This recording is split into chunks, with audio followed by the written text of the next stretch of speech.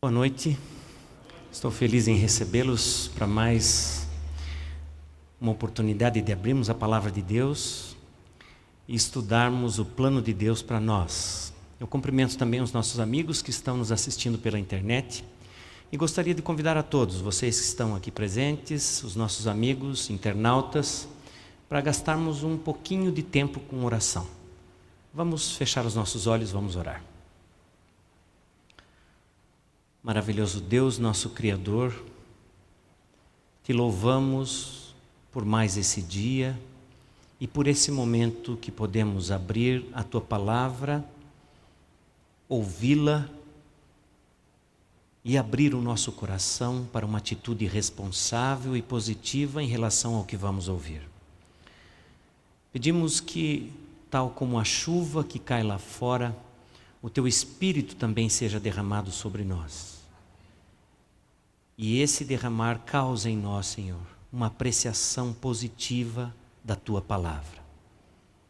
Abençoa-nos e cobre, Senhor, com as Tuas sagradas mãos, todas as nossas necessidades, as nossas ansiedades, nossos problemas, para que eles não venham atrapalhar em algum momento a nossa comunhão contigo agora. Nos abençoa, nos perdoa, nós te oramos no nome sagrado de nosso Salvador Jesus. Amém. Durante essa semana nós estamos considerando os aspectos relacionados com saúde e adoração. Foi assim que no sábado último nós conversamos sobre o propósito da nossa existência e como isso se relaciona com a cosmovisão adventista. A visão de onde nós viemos, por que nós estamos aqui, qual o propósito da nossa existência e para onde nós estamos indo. Depois nós conversamos sobre uma necessária mudança na mente. Vimos que não basta apenas mudar hábitos, se não mudarmos a nossa maneira de pensar. Então nós conversamos ontem sobre uma verdade especial para esses nossos dias, um conceito chamado verdade presente. E nessa noite nós vamos falar um pouquinho dessa verdade e como o conhecimento da verdade nos faz capazes para ajudar, cooperar com Deus numa mudança da nossa natureza. Então, vamos considerar qual o problema, como esse problema de mudança da natureza nos afetou. E eu quero começar a nossa fala dessa noite fazendo um pequeno exercício. Eu vou colocar aqui uma frase e eu gostaria que você completasse, ok? E a frase é essa.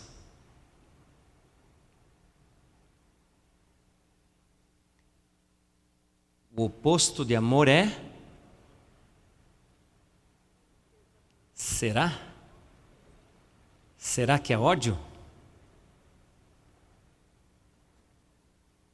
Vamos considerar um pouquinho sobre isso. Se o oposto de amor é ódio, Deus não pode odiar, concordam? Porque Deus, diz a Escritura, é amor. Quem não ama não conhece a Deus, porque Deus é amor.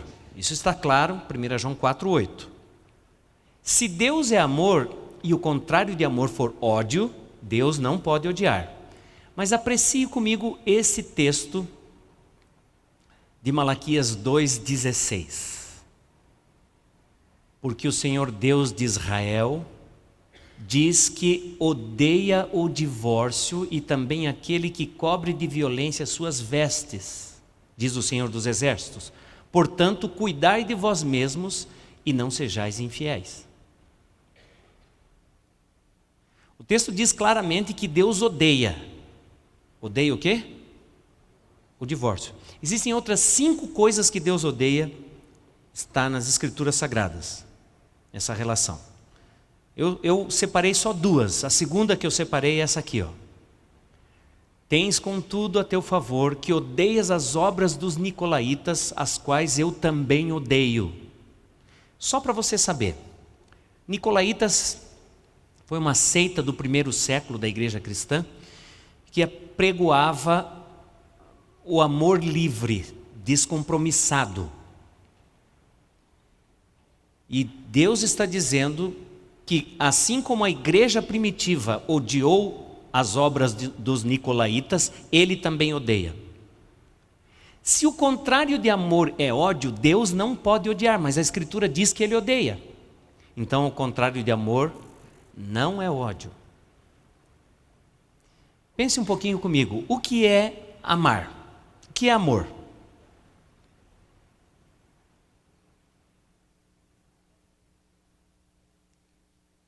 Veja, as Escrituras nunca equacionam amor com sentimento. Amor não é um sentimento para as Escrituras Sagradas. Amor é uma ação. E o versículo bíblico mais grandioso sobre esse assunto de amor está em João 3,16. Lembram? Porque Deus amou o mundo de tal maneira que deu o seu Filho unigênito para que todo aquele que nele crê não pereça, mas tenha vida eterna. Deus amou o mundo de tal maneira que deu. O que é amar? Amar é dar. Amar é dar. Amar é sacrificar. Você quer saber quanto teu marido te ama? É fácil. Procure saber quanto ele está disposto a sacrificar por você. Ele está disposto a sacrificar o calorzinho da cama quando você pede para ele buscar um copo d'água na cozinha? Amor se mede pelo sacrifício. Deus amou o mundo de tal maneira que Deus deu. Ele deu tudo, de tudo o melhor. Deus sacrificou o melhor por nossa causa. Amar é dar. E se amar é dar, o contrário de amor, o oposto de amor é egoísmo. Note o que diz Isaías. Você já conhece o texto, Isaías 14, 12 a 14. Quando Lúcifer foi expulso do céu, ele foi expulso por essa razão. Ele dizia: eu subirei aos céus, eu me assentarei nas extremidades do norte, exaltarei lá o meu trono e eu serei semelhante ao Altíssimo. Viu o pronome repetido? Eu. Qual é o pronome do egoísmo? Primeira pessoa do singular, eu. Satanás é egoísta e transferiu esse sentimento, essa posição, essa natureza para nós seres humanos assim que nós pecamos. Nós herdamos isso. A natureza pecaminosa é egoísta.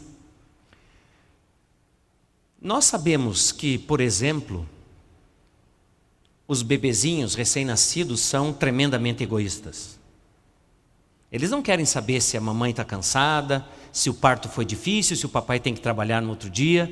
Se eles sentem um vazio interior, uma umidade, um volume, eles querem ser atendidos e não importa quando, aliás, importa só quando eles querem. Os bebês são egoístas, mas a gente não diz, que eles são miseráveis pecadores. Mas o egoísmo é a raiz de todos os pecados. Nós somos egoístas por natureza. E com o passar do tempo, nós vamos deixando de ser egoístas. Mas o egoísmo é o que torna a nossa natureza pecaminosa assim tão ruim. Porque ela é, na verdade, uma aparência do que o próprio Satanás é. É por isso que quando nós nos convertemos, Deus nos dá uma nova natureza. E então o nosso trabalho, durante a nossa existência, é mortificar a natureza pecaminosa. O egoísmo está em todas as ações pecaminosas. Veja esse texto, Ciência do Bom Viver. Se os homens de hoje fossem de hábitos simples, vivendo em harmonia com as leis da natureza, como viviam Adão e Eva no princípio, haveria abundante provisão para as necessidades da família humana. Mas o egoísmo e a condescendência com o apetite trouxeram pecado e miséria, e por excesso de um lado e do outro, por escassez. Veja, como o egoísmo e a condescendência com os apetites trazem desgraça para todos, para alguns com excesso e para outros com escassez. É assim que, quando nós queremos satisfazer os nossos apetites, nós fortalecemos a nossa natureza egoísta, a nossa natureza carnal. É a intemperança no comer que torna precária a saúde de tantos, roubando a Deus a glória que lhe é devida. Por deixarem de negar-se a si mesmos, muitos dentre o povo de Deus são incapazes de atingir a elevada norma de espiritualidade que Deus colocou diante deles. Vejam o que esse texto diz. Por deixarem de negar-se a si mesmos, por deixar de controlar os apetites, as pessoas se tornam incapazes de atingir a elevada norma de espiritualidade que Deus coloca. Embora essas pessoas se arrependam e se convertam, toda a eternidade testificará da perda sofrida por se haverem rendido ao egoísmo. O egoísmo é muito danoso. Ele afeta diretamente a nossa natureza. Então, qual é o nosso problema? Eu selecionei aqui 3 textos para nós meditarmos e vermos como a Escritura fala sobre o nosso problema. O primeiro texto está em João 2:25. Você tem a sua Bíblia aí? Esse texto não vai aparecer na tela. Então abra a sua Bíblia, João 2:25. Eu leio assim na versão Revista e Atualizada. E não precisava de que alguém lhe desse testemunho a respeito do homem, porque ele mesmo sabia o que era a natureza humana. Esse texto fala sobre um momento na vida de Jesus em que ele foi confrontado com o nosso jeito de agir. Então ninguém precisava dizer a Jesus como nós somos. Ele bem sabia como era a natureza humana. Ele sabia como nós havíamos decaído em pecado. O próximo texto está em Efésios 2, versículo 3. Um pouquinho adiante na sua Bíblia, o livro de Efésios, capítulo 2, versículo 3. Entre os quais todos nós andávamos outrora, segundo as inclinações da nossa carne, fazendo a vontade da carne e dos pensamentos, e éramos por natureza filhos da ira, como também os demais. Nós éramos por natureza filhos da ira. Nossa natureza pecaminosa ditava as nossas vontades e os nossos gostos. E agora, o último texto dessa série, Colossenses 3, versículo 5, eu leio assim: fazei, pois, morrer a vossa natureza terrena, prostituição, impureza, paixão lasciva, desejo maligno e a avareza, que é a idolatria.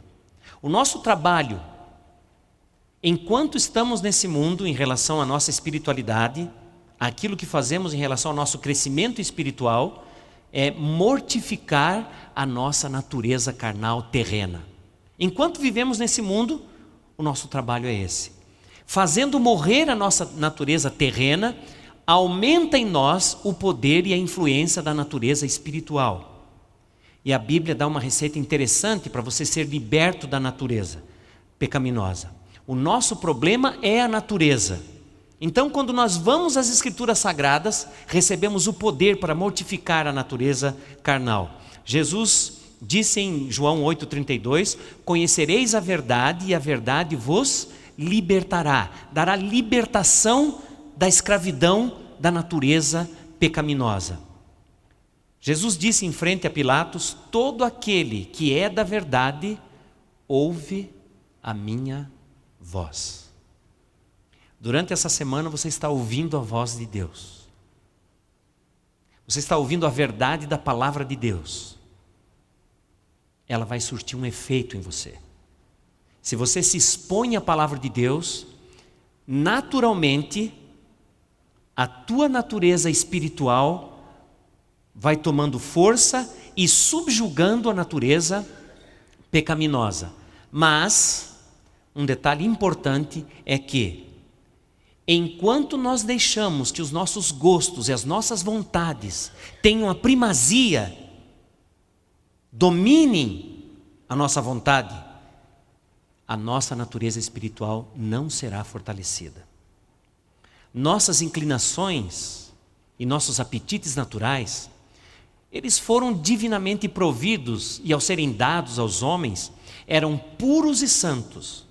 Era desígnio de Deus que a razão governasse os apetites e que eles servissem a nossa felicidade, para a nossa felicidade.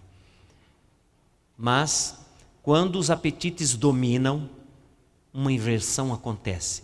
Quando eles são regulados e controlados por uma razão santificada, são santidade ao Senhor. Então nós somos santificados à medida que nós controlamos os nossos impulsos, nossos desejos, nossos apetites.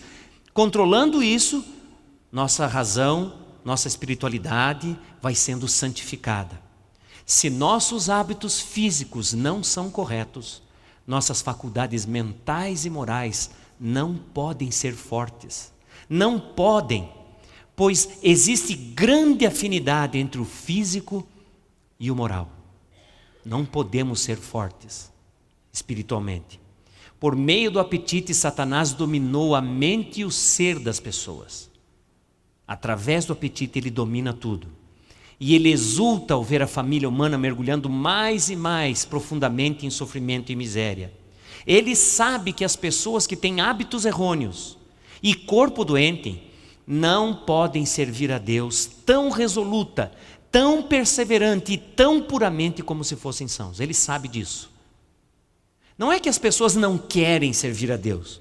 Não é que as pessoas não têm desejo de servir a Deus. Elas não podem, não conseguem, enquanto Satanás controlar-lhes o apetite.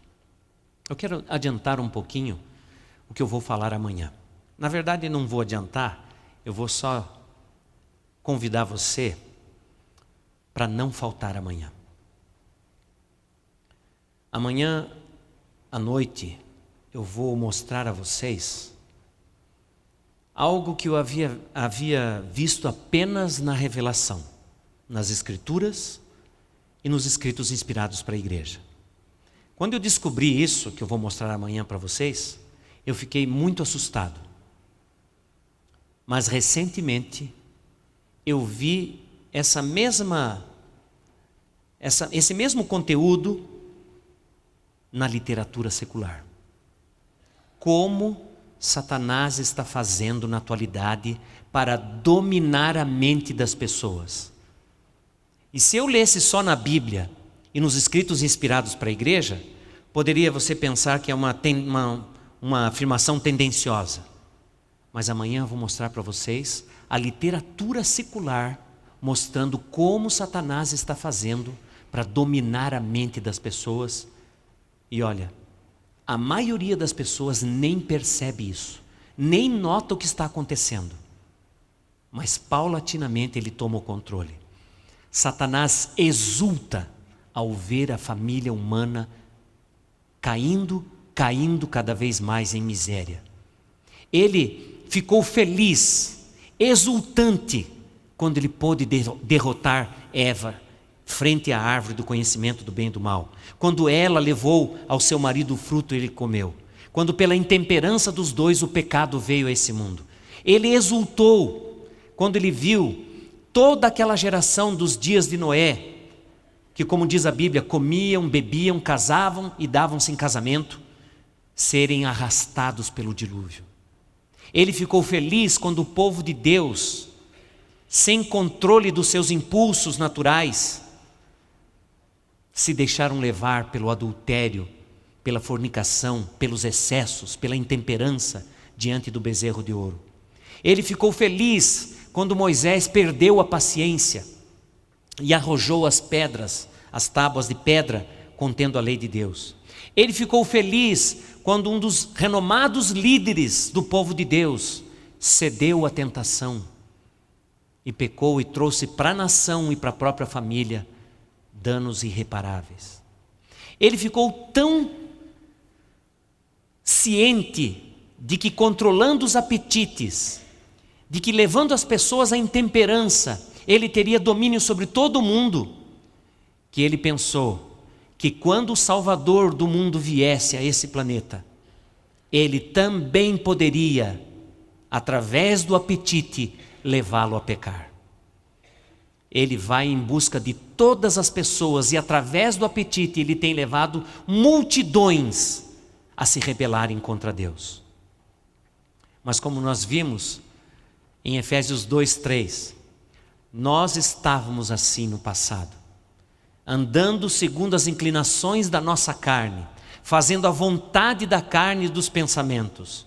Éramos por natureza filhos da ira, como também os demais, mas essa não é mais a nossa situação hoje. Através de Jesus Cristo, nós recebemos o dom da salvação e recebemos o dom da regeneração. Ele quer que nós sejamos perfeitos como perfeito é o nosso Pai Celeste. E sabe, muita gente pensa que esse texto de Mateus está falando de perfeição em não errar.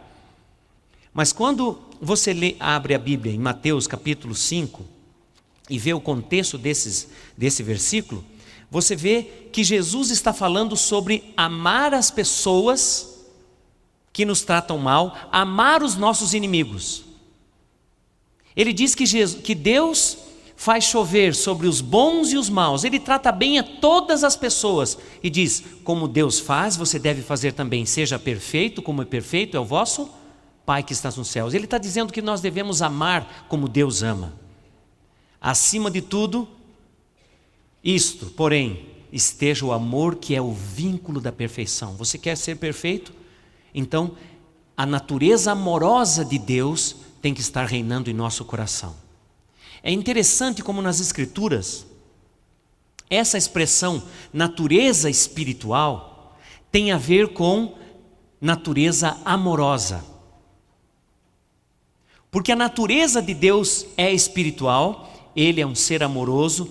Quem também alimenta a natureza espiritual se torna uma pessoa de natureza amorosa.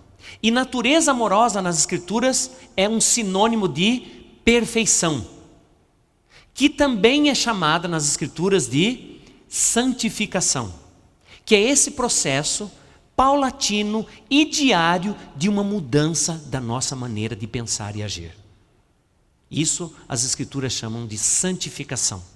O que nós devemos fazer a cada dia, a cada decisão, e eu posso dizer, a cada refeição.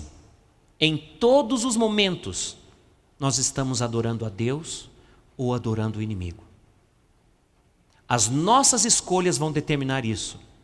E Jesus nos deu o poder de sermos feitos novas criaturas. Assim, se alguém está em Cristo, diz a Escritura, é nova criatura, as coisas antigas já passaram e eis que se fizeram novas. Nós temos o poder de Deus para sermos novas criaturas hoje.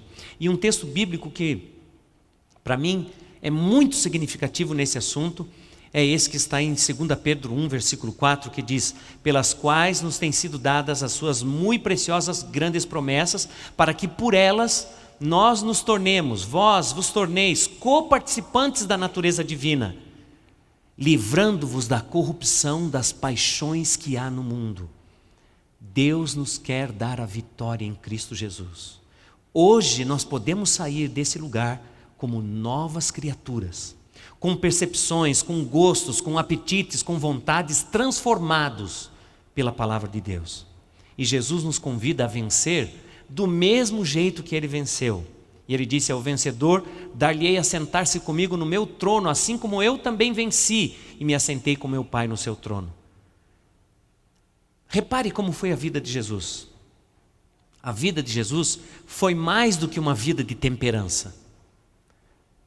Jesus viveu uma vida de abstinência.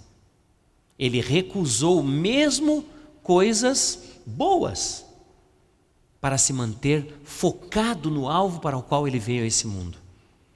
Nós também fomos chamados por Deus para um propósito muito especial, muito específico. E Ele disse que nós podemos vencer assim como Ele venceu. E a maior vitória que nós podemos ter para Cristo é uma transformação do nosso coração. É retirar de dentro de nós um coração de pedra e colocar, pelo poder de Deus, um coração de carne. Um coração segundo o coração de Deus.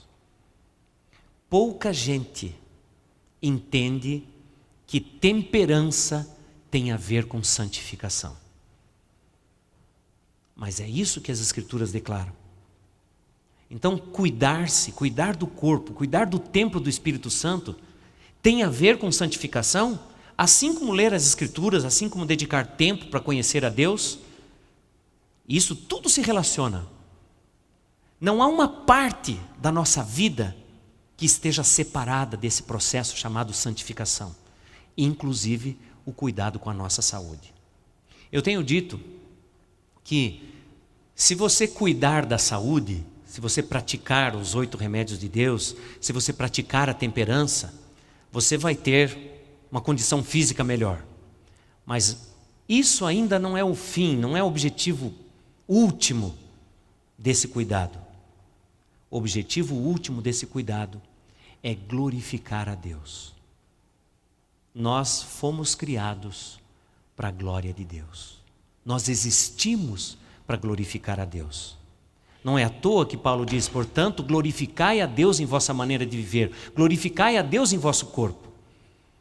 E quando nós falhamos nesse quesito, nessa parte, Deus tem a sua glória roubada. Deus fica privado da sua glória. Como que nós podemos imaginar que o Deus grandioso, o Deus criador dos céus e da terra, pode ter a sua glória roubada? Por um ato, por um gesto, por um apetite, por um desejo, por uma vontade minha. Como pode o Criador dos céus e da terra ter a sua glória roubada? Parece uma coisa tão sem sentido, sem significado. Mas lembre como entrou o pecado nesse mundo. Não foi pela intemperança? E agora Deus está nos reconduzindo àquele novo céu e a nova terra, e começando por restaurar o nosso corpo. Ele quer que você saia desse lugar hoje com esse processo de restauração em andamento. Ele quer que as suas decisões sejam fortes e que você tenha capacidade de sair daqui vitorioso. Depende da sua escolha. O que você vai escolher hoje? Sair desse lugar como um vitorioso? Sair desse lugar como alguém que glorifica a Deus?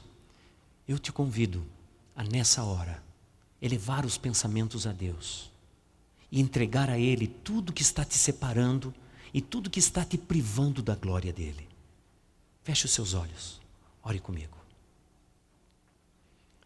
Querido Deus e nosso Pai, entendemos pela Tua Escritura que mesmo a nossa natureza carnal, a nossa natureza pecaminosa, ela pode ser subjugada se voluntariamente nós decidirmos que o Senhor será o primeiro e o único em nossa vida. Entendemos também que mesmo detalhes e minudências como o nosso apetite, nosso gosto, nossas vontades, uma vez que depositadas aos teus pés, uma vez que entregues sobre o teu controle, elas servirão para a tua glória e tua honra. Queremos, Senhor, que cada detalhe da nossa vida glorifique ao Senhor. Não queremos de maneira nenhuma que o teu inimigo e o nosso inimigo tire vantagem de nossas fraquezas. Portanto, pedimos forças do teu Espírito Santo para, ao sairmos desse lugar, podermos enfrentar as tentações, as imposições e mesmo os apelos do inimigo para cairmos e finalmente roubarmos a glória.